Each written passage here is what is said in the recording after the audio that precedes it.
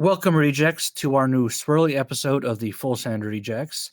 Today, we got some of our pre-topic banter, including a Floridian who claimed to never get hangovers and ends up facing her first hangover. We talk about some video game wars and whatever Kiko Power means. Our topics for this episode include the Rolling Hills Asylum in New York, part one of our two-parter of a Bible John discussion, and the real reason why the Mad Hatters go mad. This episode is going to be a good one, so let's get into it and full send it, and hopefully you yourself won't get too hungover from this episode, because we're going to start with that hangover. It will be tomorrow. Trust me. Yeah, Miss Liz, I don't get hangovers. Jasinski got a hangover. My poor baby. Oh man, she was hurt. My first hangover. I don't even think we were that bad. Well, see, because me and you, we didn't mix liquors. Liz was That's like, what I said. Liz was like, I don't get hangovers. I can do that. Has tequila, vodka, and rye whiskey. Yeah, the rye whiskey and the tequila is where you fuck up. Yeah. That was a bad move. You know, they say if you're going to go dark, stay dark. And if you're going to go with the clear, stay clear. But that doesn't always make sense either. If you're going to stick to one type of spirit, stick with it. Don't change it. Rum and You vodka. gotta revenge though. I was hungover as shit on Sunday. It wasn't the night where I threw up. It's out of nowhere. I threw up the next day, didn't I? Yeah, because you and Billy started the hair of the dog first thing in the morning, and then you continuously started to progress your beer drinking throughout the day because you staggered it, but it was still in your system. So by the time you started, That didn't stagger shit. well, Anthony, he went from like, all right, well, here's beer, here's beer, here's beer, to beer, beer, beer, beer, eat, beer, beer, beer, eat. Shot. Shot. Eat something, shot, beer, eat something. shot, eat, beer, beer, shot. Where he was on the phone with CJ, and it was 3 shots within 10 minutes of time. I went from feeling pretty okay to I was throwing up in maybe 5 minutes. Yeah. It escalated quickly. Oh, yeah. It was bad. May that just be because I beat your ass in the show? Oh. Well, I came back from deal with it. Bill, since we're on topic of you beat my ass, what exactly happened when I brought my hitting options down to your level where it's easier? What happened after that? Okay, removing the PCI did not make it easier. I mean, it does, but it doesn't change levels. You do realize that the skill that I play at, it says this is the most advanced option. That is the descriptor that it provides. You've been trying to come up with excuses all week, haven't you? No, I did not come up with one because I thought of this excuse the very same day, and I didn't say anything all week. So you gonna come up with a comeback? You're still Mr. You son of a bitch! I planned this. I'm the best at video games. No one can beat me. No, but when I lowered it to her level, I started winning. So our annual. I was also playing as the Padres and the Mariners. I was playing as the Pirates. Not for all of it. I forget who else we played as. The Rays. Yeah, I lost as the Rays too. But yeah, Anthony is someone who takes video games so seriously that if he doesn't. No, I don't. I take all games serious. Are you shitting me? I take all games serious. What app did you download on your phone because you were dead set on beating our annual Christmas game? Tetris.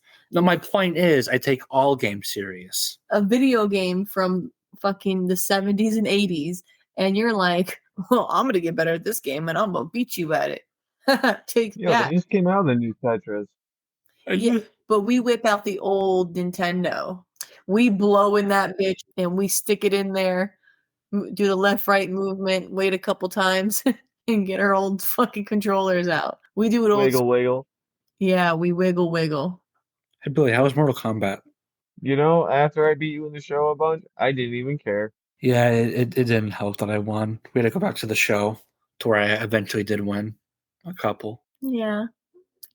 You didn't stop playing it. You guys were literally gaming all day. You didn't stop until you won something or felt like you were I won a just couple. Yo, justified. do you know how long it's been since I've been able to just sit for a day and play video games with my friend? Since I was like 12. You guys were living your best life. We were. It was at a point I didn't even care that I was losing at first. It was good. It was fun.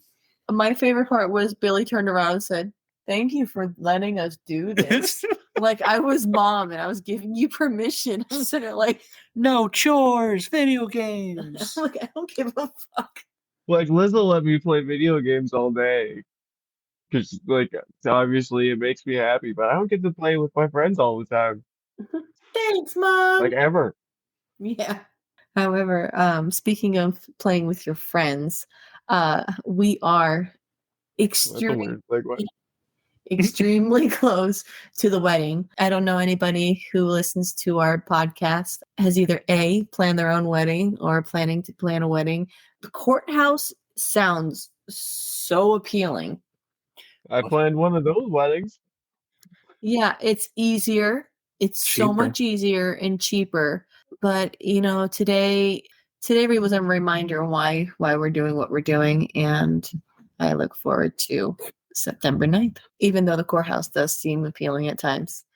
I won. I'm totally using your wedding as a reason for a vacation. You're welcome. Thanks, guys. Yeah, a lot of people were saying like they're going to take off that way they can come in town, and I mean, that's one of the things that I was worried about is that all these people were going to come in from out of town and we were not going to be able to spend any time with them outside of the actual wedding day. And it sucks. It's one of those blink and you miss it moments, and all these people we haven't seen in so long. So We it's got the Olympics. That's gonna be a week-long hangover until the wedding. So Oh yeah, oh yeah, that's going to be a week. That's going to be our week of rest. that might become an episode. Yes. That might become that week's episode So in the following week. I think we should do not only just pre-topic banter. I think there should be like some kind of segment to where we give our listeners a little taste of what we are capable of, and then we'll follow it up with the aftermath. If we don't record during, We're not recording that. I don't week. see how that. I mean, we audio. no, there's fucking no way.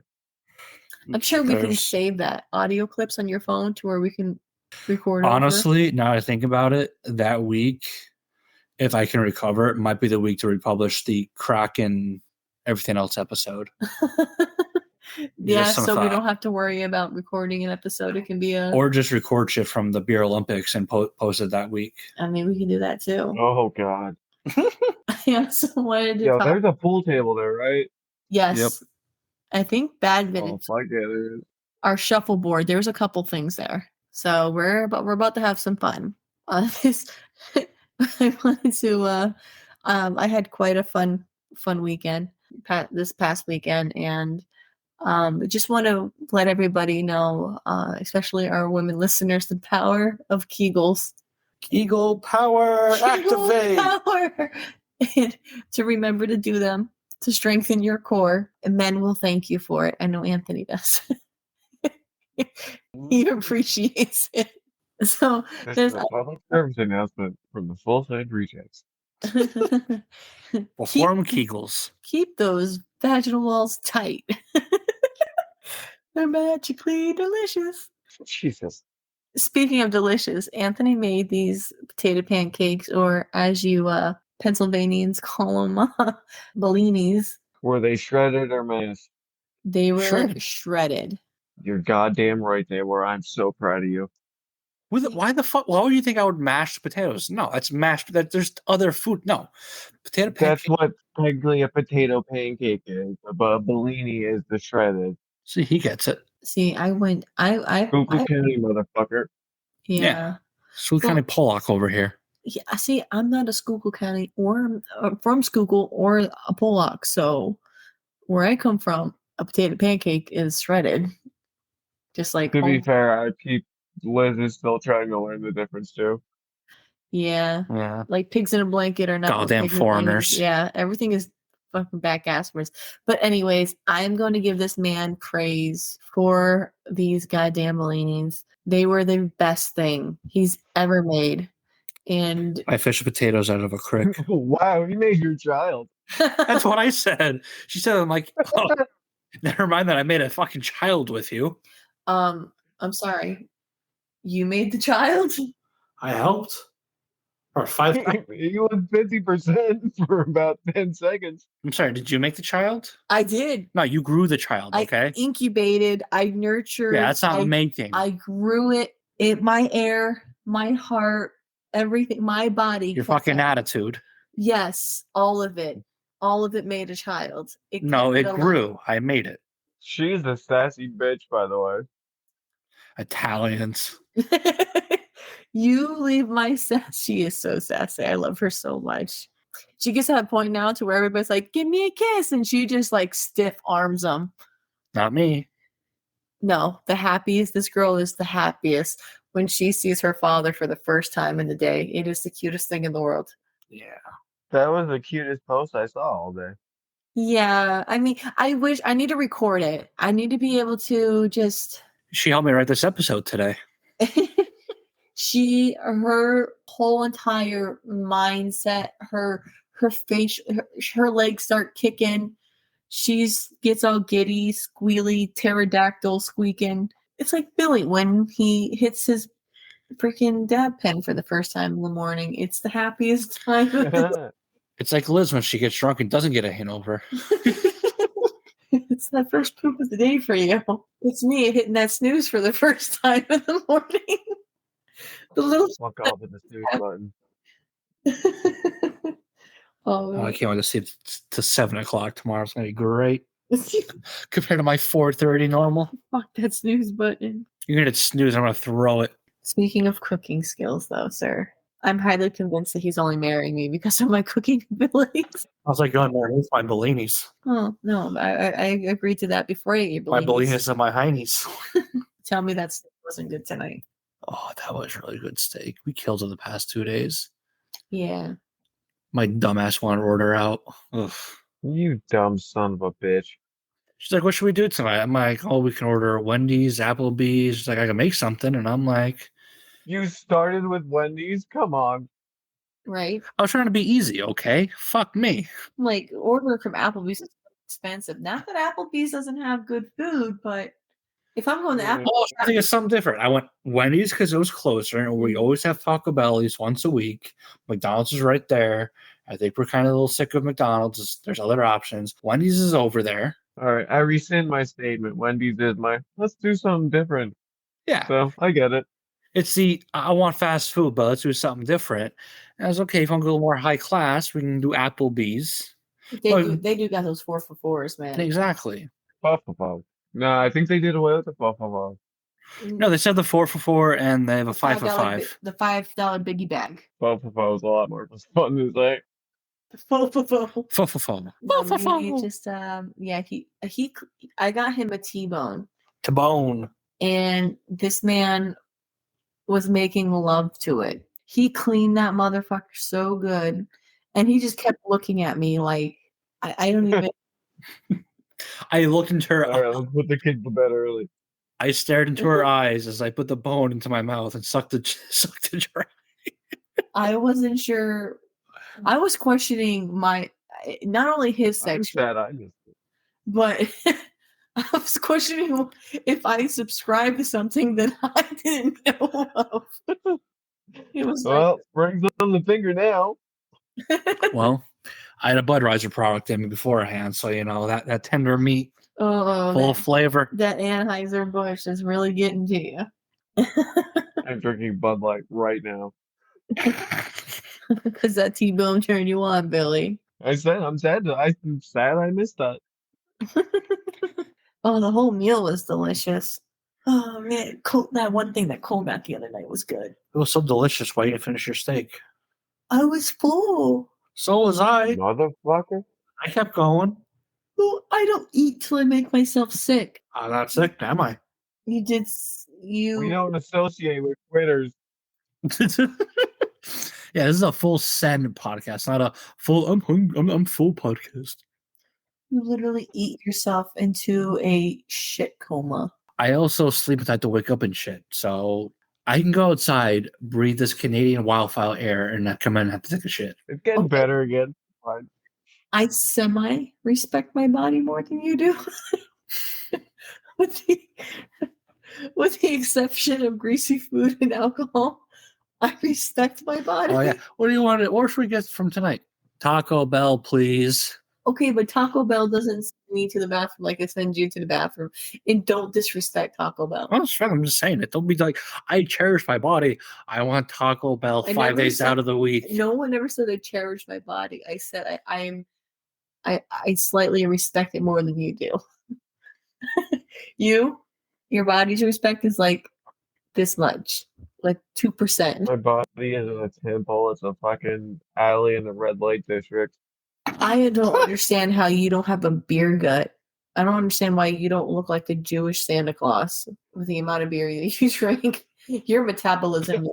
Yeah, that's literally what's saving my life, my metabolism. Yeah, it's made out of crack. Hyperthyroidism. Right. It's untreated. It's great. It's crazy.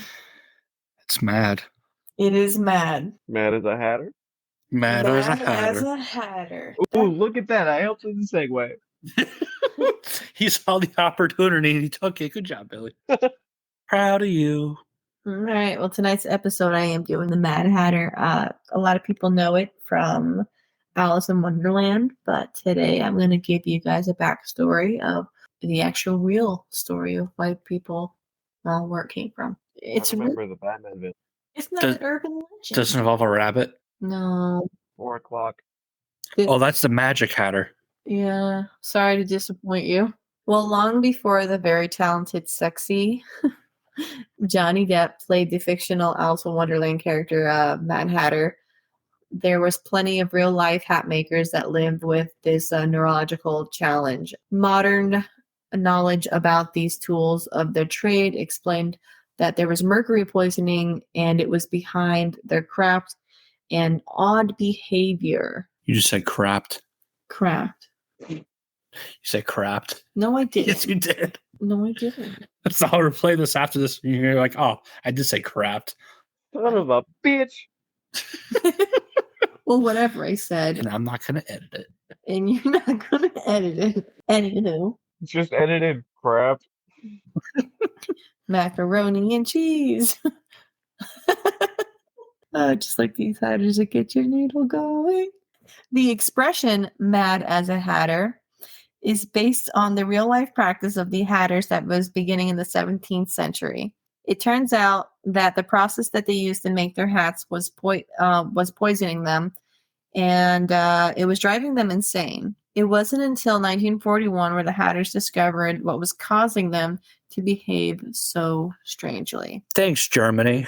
Yeah, first off, that was a real bad year. Second, this is real intriguing. I did not know any of this. There's Japan's in Pearl Harbor. There's some guy with a hat like, is this what's causing Son this? of a bitch. I hope that's the case. You just run to the doctor in Pearl Harbor. Guess what I discovered? We're a little busy. Go on with your silly hats. All right. How poisonous chemicals created the phase Mad Hatter? You remember when Alice encounters the Mad Hatter at the tea party? No. Yep. You Wait, which version are we going with here? I feel like the original Alice in Wonderland. Okay, then yes. He continuously interrupts her with these bizarre logic and increased hostility. Kind of like what Anthony's doing now. I think he really needs to go to the doctor and get checked. I've been wearing a lot of hats recently. And Oh shit, that's why I'm so fucked up. and this left Alice dreadfully puzzled with why he was acting the way he did. And after some time, she eventually gave up, stopped away, and said it was the stupidest tea party she's ever been to her whole entire life. And Grateful. he sat there. It was an unbirthday party, ungrateful bitch. Yeah, ungrateful bitch. But at that point, if you I don't know the last time you saw the movie, but he continuously just bounces around and he just seems to disoriented, and all types of crazy. Even after, he was on coke. yeah, even after she's like, "Yo, fuck you, I'm out of here. You're just too much for me." Hatter had been inspired by the non-fictional real-life person. This is Theophilus. Theophilus? You good on that? Good job, Theophilus. Yeah. Yeah, no, that's solid. Who was said to wear a top hat all the time. So Victoria age hatters, they all, I don't know if you remember, but like back in the day, they all like had dapper dress code and they wore those big top hats. And unfortunately, I was born in the 21st century, so I do not remember. no, it's just if you look at photos, you raise that hand against me, you Italian. Crush you against the Allies said in 1941 with your Mad Hatters. It's just the way she talks. No, she raised her hand at me. I was scared. Oh yeah, That's just the way she talks. Yeah. But that wasn't in the fingers coming together. It was a palm. Oh no. I can't stand you. I'm going for milk. Going for cigarettes. Smoke. Anyways, Victorian age hatters really did tend to face neurological challenges, including the tremors, the slurs. Their speech was their slurred speech, and they also had irritability. It wasn't so much madness; it was the poison, and this is the fun part. So, was this the poison they were supposed to get the Cusco? It would have been much more interesting if they had all turned to llamas. All the poisons look the same. You should really mark them differently. He's supposed to be mad. He's supposed to be dead. Throughout the 19th century, before the industry had safety standards, the hat makers used mercury to cure the felt that was in the hats. Felt that. Though it wasn't known. Bad, it counts. Though it wasn't known then, the mercury was a neurotoxin. Well, after years of inhaling vapors of the mercury, hat makers will begin to exhibit some very bizarre and disturbing symptoms. Its early stages of mercury poison show up as rashes, muscle pain, digestive issues, and mouth sores. In other words, they basically had the symptoms that might as well have been unnoticed by anyone other than the other ones that were suffering. At this point, it had no signs of insanity. So at that point, they just all went around looking like Schuylkill County meth heads. Must have had a convention at Turkey Hill. What up, Ashley? Every morning. Every morning. So after the long-term exposure of the mercury vapors, however, is when the symptoms became more severe. These range from irritability, tremors, jerk movements, memory problems, difficulty concentrating, in extreme cases, hallucinations. Dun, dun, dun. Can you imagine? So there might be a white rabbit involved after all. There could be. Can you imagine just one Wait, day? do I have mercury poisoning? Is that what's going on here? Yeah. Is this mercury or is this weed? One day you're like, man, my stomach hurts, my back hurts, I got canker sores, and then the next day you're just looking like Michael J. Fox in the Thriller video. Aside from the sores, you're pretty dead on. The side effects and the toxicity of the mercury poison were only identified in the 1950s century after the hat makers and plenty of the researchers that began working on this compound. In fact, historical accounts that show Sir Isaac Newton and many other famous scientists suffered from mercury poison. Gravity is fake. He hallucinated. Gravity is mercury. That apple wasn't real. He was just tripping. Still, even today, chronic mercury poison is sometimes called the Mad Hatters disease. Thanks to better diagnosis and more rigorous public health and occupational safety standards, the disease in its extreme is very rare. A lot of times that people get this, I didn't put that in there, is light bulbs. Some light bulbs still contain mercury, those large industrial ones. So if it breaks, if you breathe it in, you can end up having a slight moment of hallucination. When did the light bulbs have mercury? there's certain light bulbs that used to back in older buildings. I always think of like the thermometers with that. Thermometers have them too, but light bulbs, like the long industrial ones, that's why they say it's not good to crack them over people's. They tell you not to smack them against people. Oh, that I do anyway. Yeah, but yeah. So long live deathmatch wrestling. But plenty of the earlier hatters and the scientists paid the real price, driven mad by tools of the trade. This unfortunate cautionary tale is not only about the hazards of chemical exposure, but the dangers of labeling somebody mad before you get to know the details of what ailments they may be facing. That is the story of the Mad Hatter. I will still get a top hat. I have a top hat. I'm looking at it right now. Sophisticated madman, yes. Yeah, of course. We shall dine on hallucinations tonight. Well, let's see what contains mercury. Mercury. Some foods like fish and stuff contain mercury. Oh, You yeah. can get sick off of them. Batteries, thermometers, electrical switches, and some lamps, including some light bulbs. See? And pharmaceuticals. Yeah, it used to be big in hospitals too. The solid mercury. Serious. Okay. Nurses used to play with it, not realizing. I think I actually do know what you're talking about. Yeah, I forget what exactly it was for, but I think, it's a metal, it's in like a liquid form. Mm-hmm. And Yeah. it's so unique that nurses would like sit there and play with it. It's like putty. The original silly putty. Just with cancer. And hallucination. Thanks, corporate America and pharmaceuticals. Don't worry. I heard if you get Mad Hatters disease, there's a great actual asylum in New York you can go to. Oh, you did that segue. You didn't have to. And it's still not an asylum. You put asylum in here, you bastard. It's an asylum to the me. headline that says asylum. Yeah, you literally titled this Rolling Hills Asylum. We're going to say next it's actually Rolling Hills. Ugh. I get into it later as to why I don't believe the asylum. Fake news. Fake news. Okay. I also believe fake news, but I'm glad they changed the name. It's way better than what it was.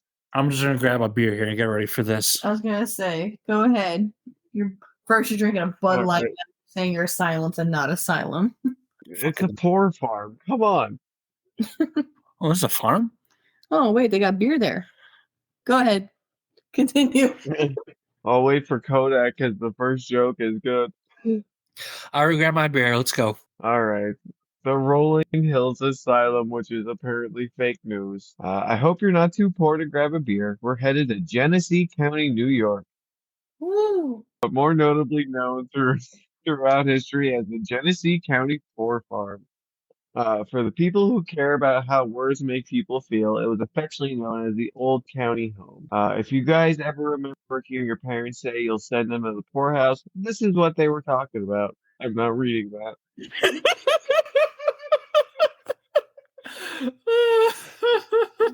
Trying to get us canceled before I even... Oh, because that's the worst we've said. Actually, yeah, probably. The idea of poor farms stemmed from the lovely British. However, they used poorhouses to kind of shame people, like, this is what you don't want to be. America kind of changed the approach to, we're here to help, even though they were kind of still pretty terrible. The term poor farm is exactly what it sounds like. This particular poor farm sat on nearly 100 acres in the north of New York. At one time, it was the exact center of Genesee County, but that's since changed because new counties, it was the 1800s, things work like that. Well, it had a lot of land. Sounds nice. Yeah, potential. Yeah. It was like a old tavern, too. I have that in here somewhere. In 1824, an act to provide establishment of county poorhouses passed, and after purchasing a one-time tavern, there it is, on December 4th, 1826, it was announced in the Batavia Times that on the first day of January, the poorhouse would be ready for the reception of paupers. I'm not saying I picked this place for how often I get to say paupers in the write-up, but it definitely does help. It's a fancy word for saying people are poor. Yes, paupers. Yes, Pauper. the poor. Oh, Papa, let's deal with the paupers. Anyway, the announcement continued to beckon. I literally wrote it because I knew that was gonna happen. Anyway, the announcement continued to beckon all overseers of the poor in the cities of the county to send them their paupers to the poorhouse with all their belongings, including bedding, as it may be necessary and useful to them. The farm was even known to take in full families of the destitute. You son of a bitch. Uh, I'm gonna do it. One of the very few documentations I have for this place is an intake of a widow and her children who, after Papa died, couldn't support themselves and were sent to the county home. Women weren't legally allowed to own property at the time. So close. You almost had the first half, I'm not gonna lie. Okay, I think it's because it was spaced out so Oh, much. yeah. Oh, Okay. man. No, No, I literally almost read that. Oh god. I saw him write it. I'm like, oh god, he's not even gonna realize he read it. Oh, inside jokes. The Popper families weren't the only ones who were welcomed into the farm. As we've seen from other places I've covered, there were plenty of reasons to be sent to the old county home. First reason listed is habitual drunkards. So we're going to upstate New York, guys. Woo! Disabled folks known at the time as state paupers, who were blind, lame, old, or disabled with no means of income, were also welcomed. Defined lunatics were also welcomed, and this time they gave a good definition of what technically constitutes it. Their reasoning is one who, by disease, grief, or accident, lost the use of reason, or from old age, sickness, or weakness, was so weak of mind as to be incapable of governing or managing their affairs. That is a newspaper article, and it hurts my brain. So they're just making up reasons to make someone into a pauper. Kinda, but it was also kind of like where you just sent your unwanted townsfolk. So kind of like a Exiled. yeah, kind of like to a ghetto or something. Yeah, more or less. It's kind of like that if we're really being honest. Oh, okay. But like the mayor or whatever of the town could just decide to send these people to the poor farm. Right. I wasn't actually able to find anything as to stop fucking typing. Okay, I'm done now. I'm sorry. My periphery is very good. I wasn't able to find anything as to when they started accepting the lunatics. But in 1828, the county constructed another building attached to the main building to house said lunatics. The farm would take in all kinds of cases, but beginning in 1887, the Board of Supervisors agreed to send those suffering with acute insanity to Buffalo State Asylum. I don't know anything about this place, but the word asylum makes it worth looking into, so maybe stay tuned to a future episode. Buffalo soldier I hear you have to pay some big bills. taken from pauper land. Farm itself had several jobs for the inmates, including raising cows, horses, pigs, chickens, and ducks, crops, jarring jams and jellies. They had a bakery and even a wood shop. I'm not entirely sure if anything else was made in the wood shop, but they made mostly coffins. Oh, Either yeah, either they would sell the coffins into the community or just use it, for the farm use, as they did have a cemetery at one point, but it pretty much got overtaken by the habitat and it was kind of forgotten. nature wins for once. It sure did. In 2004, a memorial was erected for the forgotten graves in the county park after 5 headstones turned up, probably in someone's yard. Oh, did I call them inmates at the beginning of this? The residents of the farm were only known as inmates, no matter why they were there, really. Keep in mind there's like 4-year-olds walking around being called inmates, which that feels fucked up to me. Listening to your segments never stops me from being proud of this country. Yeah, no, we did a lot of good things. Oh God, fucking New York. Honestly, the history is real hard to come by, but the farm did grow to over 200 acres of farmland and wooded areas after purchasing more land in 1882. They also added several more buildings throughout the acreage, and inmates had a new job now, to cut down trees that they used to heat the grounds with the, you know, stoves or whatever they had. After the county purchased the grounds in 1915, the superintendent of the port, which that was a thing, Hmm. planted 159,000 trees on the ground. The county decided then to name the land surrounding the farm the Genesee County Park and Forest, establishing the first county forest in the state around a poor farm. So this farm of poppers ended up becoming the first actual county forest. Yep, that's right. Huh. In the state. In the state. Good for them. What a beer forest. Yeah. I almost got Jenny for this exact episode, but I stuck to my by roots.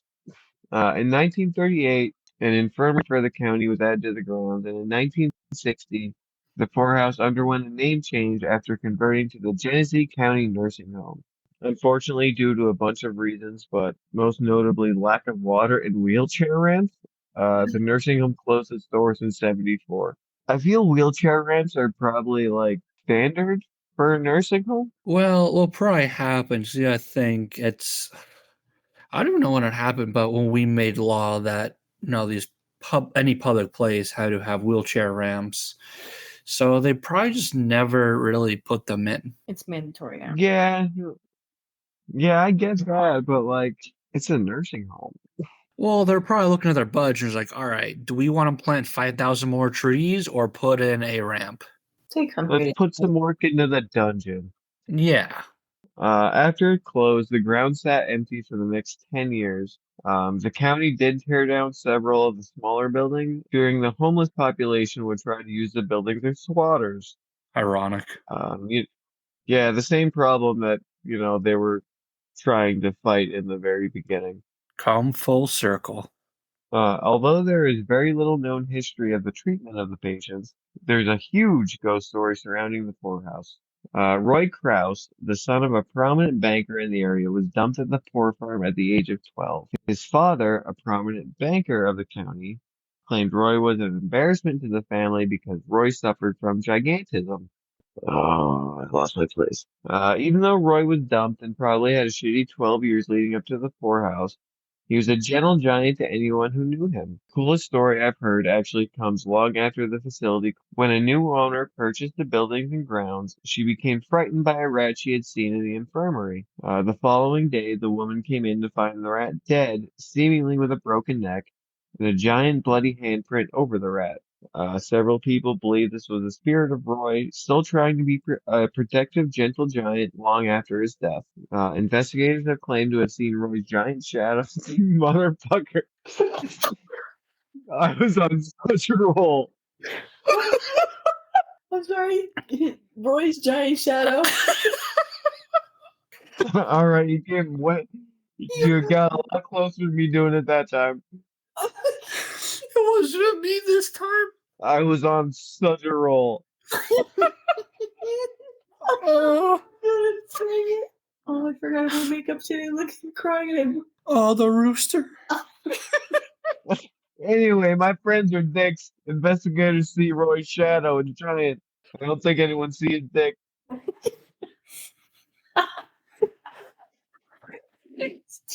Oh. Okay, we apologize. That was a close one. Even though Roy was a very sweet, well-educated man, there were people lurking through the hospital who weren't as great. The nurse, only known as Nurse Emmy, was known to torture the inmates and was believed to be part of the dark arts and even believed to be in a local coven that's is apparently still around today. Visitors claim to have. Do they partake in shadow magic? There is shadow magic later. Roy taking people to the shadow realm with his shadow god. Yo, Roy's changing lives, okay? One shaft at a time. Visitors claim to have heard the nurse's cackling laugh and doors banging in the infirmary, and the sound of shoes squeaking like the old-timey nurse shoes. Oh, I have to fucking proofread before I start reading. On the second floor, the men's dormitory is now known as the Shadow Hallway. Obviously, shadow figures are very prevalent up here as they have been documented walking out of the doors, across the hallway, peeking out of rooms, and even crawling on the floor, much like my creeper boy from Waverly Hills. I can't really do a creepy shit about a place like this without talking about solitary confinement. Solitary was one small room with several metal brackets hanging out of the wall. Unruly patients were kept here, and I don't just mean the ones who were criminals. Inmates suffering from actual medical conditions like Alzheimer's, Tourette's, even just unruly wives were placed down in solitary, shackled to the wall in complete darkness. Visitors have reported feelings of nausea, and some even claim they've been hit and punched in the dungeon-like confinement. Sounds like they suck at Dungeons and Dragons. Especially the unruly wives. Beware of the shadows. Our last stop on our spooky tour takes us down to the morgue, which is known to have a very violent poltergeist activity-like thing. Several people have stated they were pushed down to the tile floor by an unseen presence. Disembodied voices are also a very common occurrence in the morgue, likely the cries of the suffering inmates or the angry yells of the dick who's living down there shoving people. His note. I was about to say I can't tell if he put that in there at this point or if you just try to mess with him. No, that was his note. Yeah, no, that was totally me. Though I encourage the name change to Rolling Hills Asylum from Poor Farm, the farm itself was never a typical asylum the way I would think of them, the way we're throwing that word around. The Genesee Poor Farm was initially a good sentiment, but the suffering of the inmates endured probably wasn't much different than a normal asylum. From typical injury of just working on the conditions to being wives chained to walls. While some of the spirits are kind of like Roy, others are angry and malignant motherfucker. Billy, we're doing it live. Come on. While some of the spirits are kind of like Roy, others are angry and willing to show it to whoever they can. Show what the shadow. Ah. Rolling Hills Asylum is open to tours and even provide private ghost hunts. So we're gonna add this to the list of random not haunted or the list of random haunted not asylums that I want to visit. Woo! I feel like this Was that place. last part of the I feel like this place is like a lot of other not asylums and asylums where there was a good thought at first and then it just went downhill. The history of shit that happened there is so fucking minimal. Well, got goddamn shadow cock rats running around. Roy's just breaking rats' necks with his dick. Speaking of shadow cocks. Bible John. The master shadow cock of them all. No, he's kind of an asshole. That shadow cock is gonna come back and bite later. He did some mean things. I didn't do anything. I didn't do shit. I'm fixing a joint at the moment.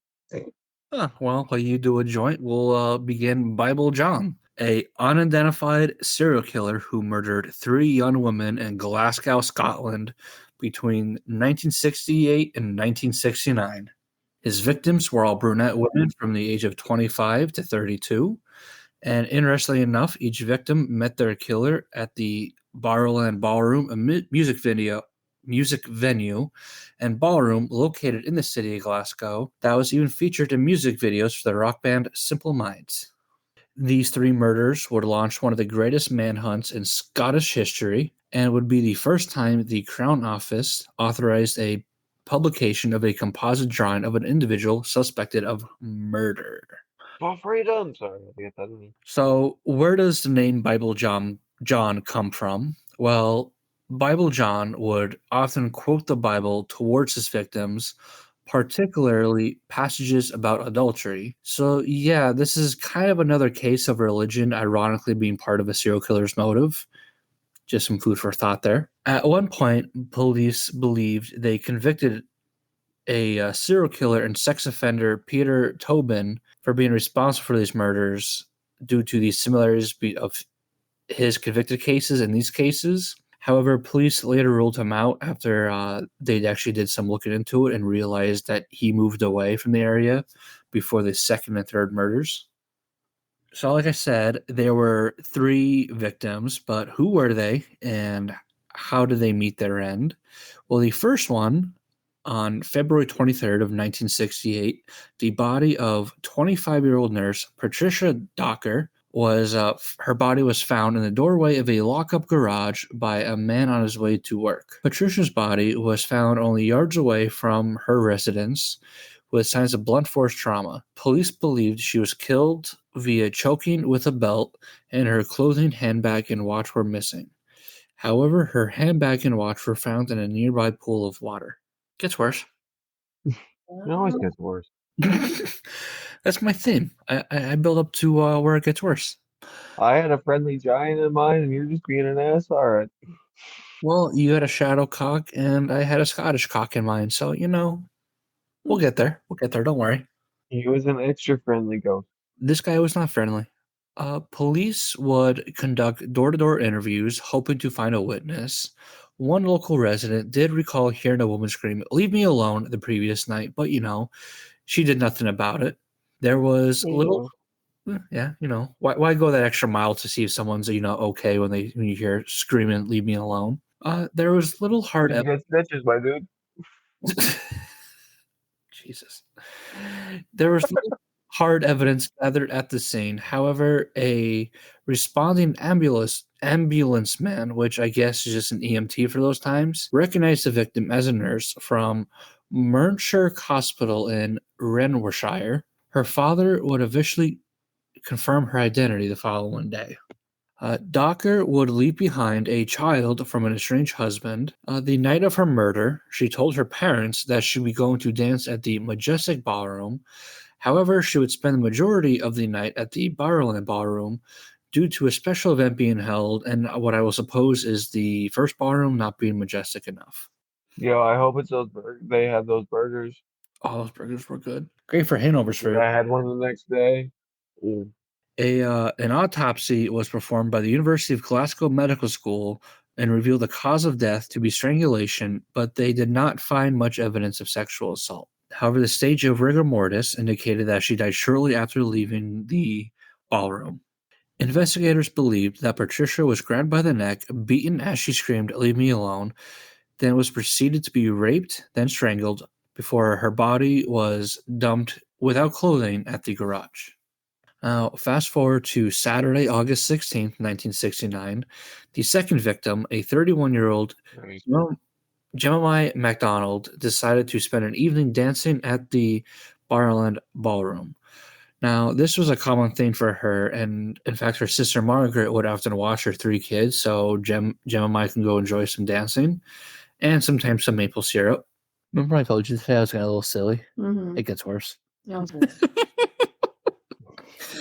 Around midnight, Jemima was seen by several witnesses to be with a young, well-dressed man who was slim-built between the ages of 25 and 35 and just over 5 feet 12 inches in height. 5 feet 12? 5 feet 12. This man had short, dark brown hair, spoke with a local accent, and constantly used Bible quotations while in conversation. So we're starting to come around to where the Bible and Bible John comes from. Oh, yeah, he sounds like a real cool guy to hang out with. Oh, yeah. Gets worse. Jemima was seen leaving with this man shortly after midnight, walking towards her home, and was last seen at around 12:40 a.m. Margaret became concerned when her sister Jemima did not return home and soon began to hear rumors that children found a body nearby on Macheath Street in an old house. Margaret quickly made her way to the house, fearing the worst. And the worst became a reality as she discovered her sister's body lying face down and severely beaten with her shoes and stockings lying beside her. What a twist. Yeah, what? Who would have thought that coming? An autopsy concluded that Gemini was most likely raped and extensively beaten, especially in the facial area, before being strangled by her own stockings. Her time of death was placed roughly 30 hours before her body was discovered. She was actually left with her clothes on, however, underclothing had been torn, and I didn't state this before because I thought being, throw this in later. Just like the first victim, she was menstruating at the time of her death. What is this, a bear? Both of these things come up later. Several eyewitnesses were able to describe the man that Gemini left with, and there were witnesses that heard screams of a woman from the night before. However, none of this information led to any more credible information for the police, and the investigation began to go cold. Now, as you're listening to this, and you guys are reading along with me here, you might be thinking, you have two murders, very similar. Mm-hmm. There might be a connection here between one person doing two crimes, right? Not the Glasgow City Police, because despite all these similarities, they did not believe that the same person did both crimes. Yeah. As I said, the murder investigation of Docker soon became a cold case due to the little information gathered and the lack of witnesses and hard evidence. The investigation was also set back since they did not think to figure out where she was at, and they did not know she was at the ballroom until 3 days after her death. Yeah, well, we're looking for speedy detectives, aren't we? Yep. Well, 18 months later, after Gemini's death, there was a little slither of progress when some detectives who actually did their job noticed some of these similarities. However, like I said, most police did not believe there was a connection. It was theorized that the murderer was a complete stranger in the area due to him being seen by several people, but no one knowing who he was. However, there was some questions coming up about that. Was if he's a complete stranger, how does he know this area so well? I think, but really, we're not asking the question. How did he know the women were on their period? We'll get there. Sure, okay. We'll get there. Don't worry. It gets worse. Detectives would soon have a composite drawing made up. As I said before, this is the first time in Scottish history that they did this for a murder suspect, and they would distribute it among the local population. Undercover police would also case the Wonderland ballroom in hopes to see who the suspect is and gather any information. However, this surveillance program would end in October of 1969 due to no suspects being identified and also complaints from the ballroom about the presence of police low in attendance. So this is about where everything starts to die down, especially for our third victim, Helen Putak, whose body was discovered on Halloween of 1969, right after the end of the surveillance program. Her body was found by a man walking his dog behind a tenement in the Scotstoun district of Glasgow.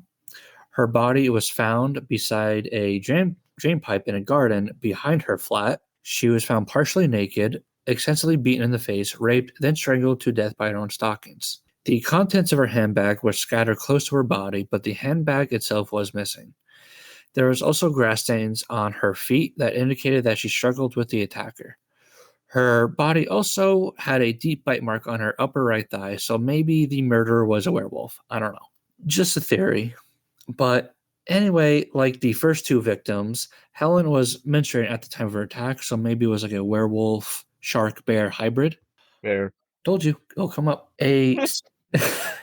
Oh, we shouldn't be joking about that. A sanitary towel was also found beneath the victim's left arm, and the previous two victims also had either sanitary towels or tampons located around their corpses.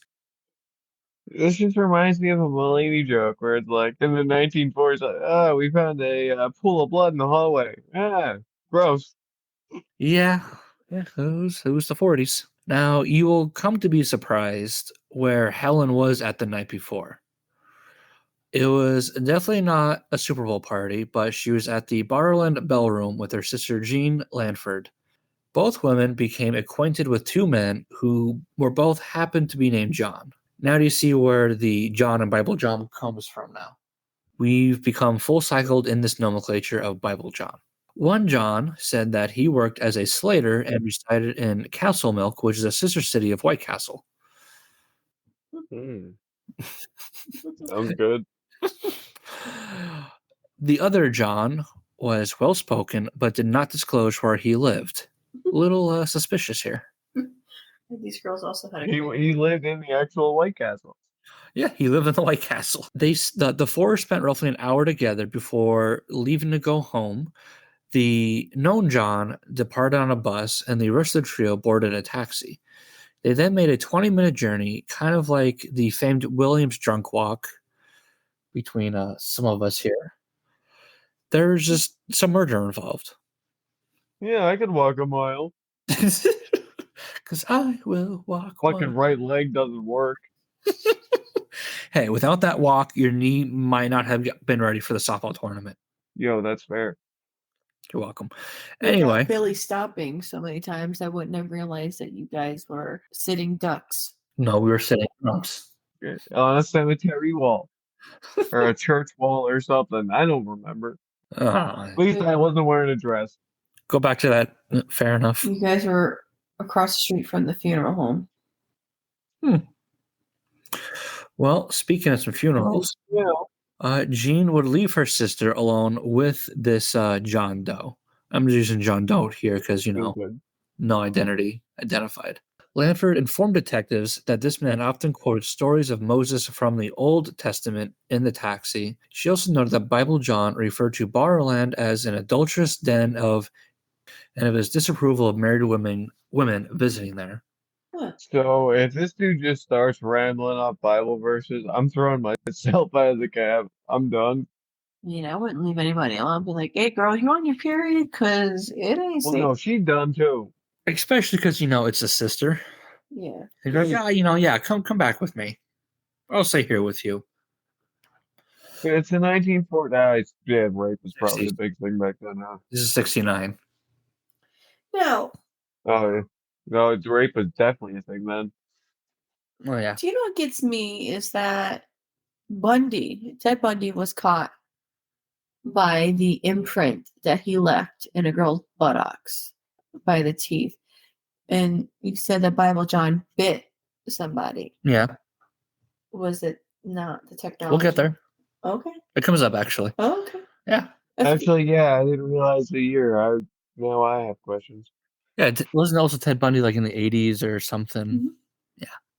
We'll get there. Well, that's why once I started putting timeline together, I'm like, well, why did this one get caught, but the other one didn't? Yeah, I have that in here. We'll get there. Okay. So Jean Lanford would describe the suspect as a tall, slim, well-dressed man, kind of like Gabe from The Office, who I think might have been the Scranton Strangler for anyone who's seen it. Just my personal theory. Anywho, Jean placed this person between the age of 25 and 30 and approximately 5 feet 10 inches in height. And she also brought up the quotations of the Bible that he constantly said. However, of an interesting note, she said that John would deny being a Catholic or a Protestant. He's reading from the Old Testament. Yeah, but he was apparently not a religious fellow, according to him. But that's Judaism. That's also in the Christian Bibles as well. Well, I know it's in the Christian Bible. They know that too. But, just Old Testament, that's whole Judaism. Dude's a Jew. Okay, not to be exactly dark here, but in the 60s, the Jewish population of Europe didn't quite recover quite yet. All right, yeah. No, you're good. Yeah. Fair. Yeah. I mean, what's Scotland? Actually, Scotland was kind of safe from that. Yeah. I don't know. We'll look further. There's a read for another time. Anyway, he also made apparent claims at the ballroom. He only ever prayed there and never consumed alcohol, while assuming any married woman there was adulterous. Dude's a total Jew. You know what? He might have been. Jean was able to describe John in greater detail than they had before. Among the information that she provided included a Reed and Taylor suit that he wore, smoked embassy cigarettes, and that he mentioned how he frequented bars and other drinking clubs in the Hoker district of Glasgow, and that he once worked in a laboratory. She also claimed that the man had overlapping front teeth. However, bouncers at the ballroom disputed some of these facts. I'm just glad one of my people makes the podcast. Your people. Jesus. I'm gonna look up bad Jews now. Oh, if you Google bad Jews, it just says all of them. White supremacist dating sites or some shit. Now, there was a possible last sighting of the killer, as a bus driver noted someone who matched the description provided from police. The bus driver also noticed the man boarding the vehicle at the junction of Dumbarton Road and Gray Street at approximately 2 in the morning, stating that he was in a disheveled state, had mud stains on his jacket, and a bright red mark just beneath on his eye, indicating that he was in some kind of a scruffle or fight or something. Scuffle. Yeah, scuffle. He was in a Donnybrook. Yes. The individual was last seen walking towards a public ferry to cross the Red Flow River Clyde to the south side of the city. That was not a pun. That was an actual thing. Implicit. Oh, you bastard. If you fell right into the trap. Oh. It's right. You didn't. She got you. I win again, son of a bitch. I mean, neither you realized the little pun I had before when I said we came full cycle. Oh, I noticed. Oh. I noticed. Okay, I guess I'm not funny. It wasn't that funny, no. I'm sorry. I love you. I'm It was very subtle. See, I should have known because Fairy was fucked up here, and I reread this paragraph before I finished and knew it was fucking correct. I didn't fuck up Fairy. I just put Red Flow in front of River. I was like, what the fuck is a public fry? Well, it was like a fish fry. Makes sense. That one. Also, the paragraph moved. Police soon presented a new theory that Bible John only killed the women because they refused to have intercourse with him due to that horrible time of the month that they went through. That's how we knew. Yep. Each woman was menstruating at the time of death and also had a tampon or towel placed underneath their corpse. So blue balls is the real thing, huh? Yeah, so he was not part bear or shark. It was just he tried to have intercourse with these women and they said no because, the Red River was flowing. So he killed them. I mean, that's just bad luck. All these women, like, are they all part of like a flow committee? Like, are they all cycled the same? Because They must follow the same. Yeah, they worked in the same office, and they drink the same tea. They're all cycles. Their beefy is hooked up. their cycles match. That's what happens, girls. They link up. I've seen it happen. Isn't that what LinkedIn's for? No, girls that spend enough time together, their cycles end up circling around and end up being the same time. Well, moving on from that little tidbit. You're welcome. Police would release a new composite sketch of the suspect with the new information presented from the last few witnesses, including the sister of the third victim. Now, these only had minor changes and closely resembled the sketches released after the murder of Jemima McDonald, and the sister who did provide her information said that it was basically spot on the way it was. So, just a few updates. Detective Joe Beatty urged the public to closely study the images for anyone who they may recognize. Due to his unique hairstyle for the time, over 450 hairdressers were shown the drawing. Also, all dentists in the area, in the city, were asked to review their records for a man with overlapping incisors and a missing tooth in the upper right jaw. However, both endeavors proved futile.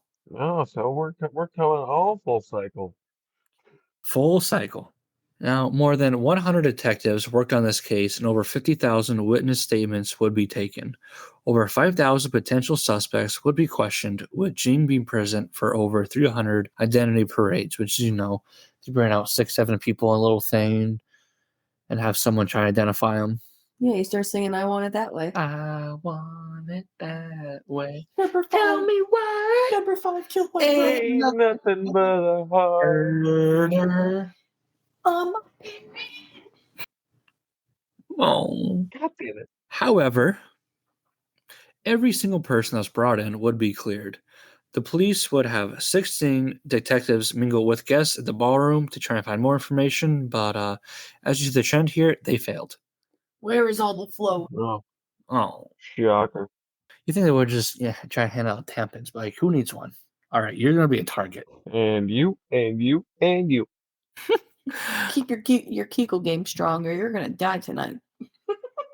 Ay, ay, ay. This was your idea. It was.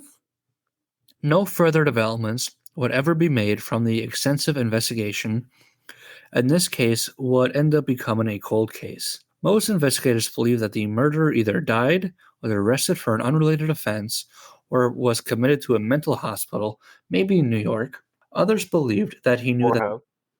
yeah. Others believed that he knew that police was on his trail and he simply fled to a new area, which prompted police to circulate the composites to all British military personnel deployed overseas. Now, this will conclude part one of my little Bible John segment. I shouldn't say series. Yeah, segment. There's more? Yeah, well, I didn't want to make this. I saw like 3 or 4 more pages I could write up. Basically, what we'll have next week is we'll dive into the more infamous suspects, along with some aftermath of these murders.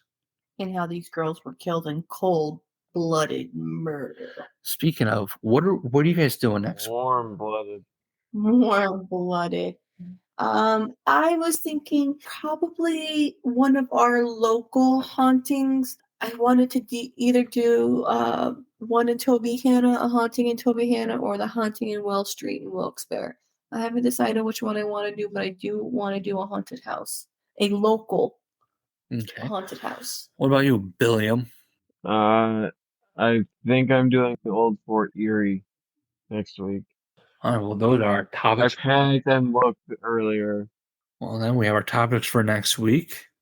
Oh, I'm good with that. Goddamn right. How to tell all the rejects are very tired. Yeah. We lose our spark at the end of the episode. I mean, we all got things going on, and we make sure. If you stuck around this far, great job. Yeah, thanks. Hey, good on you guys. I mean, thanks. Hey, 250 followers on Facebook now. Yeah. Woo-hoo. Yeah, we're doing things. It's gonna shoot up to Thank you, everyone. 69 with all these shadow cocks. Roy Shadowcock. That should be the name of the episode. Well, see, I always like to name it because if someone searches a topic on anything, our episode will pop They'll up. pop up. Yep. Yo, facts. I do it all the time. Yep. That's how I got most of my information for this episode. Boom. Oh. Well, that makes sense. But I figured for people that are trying to listen to some erotica and then they end up stumbling across our bullshit, it would just be so funny. Like, what the fuck did I get myself into? But they're too invested in not turning off. Well, before our tiredness makes us even more silly, that will wrap it up for us here at the Full Send Rejects. We hope you enjoyed today's episode, and if you did, be a friend and spread the word. You can listen to us on Spotify and Apple, with more platformers to come, as I figured this shit out. You did not enjoy this episode. We still appreciate you listening. And you know what? Tell us why you didn't like it so we can, make some adjustments. Follow us on our social media. You bastard. I thought you were going to forget it. I wrote it down. I'm not reading. It was the next line. I'm not reading. Follow us on our socials at Full Send Rejects, Facebook, Instagram, Twitter. And until next time, full fucking send it. Full fucking send it. Fucking send it.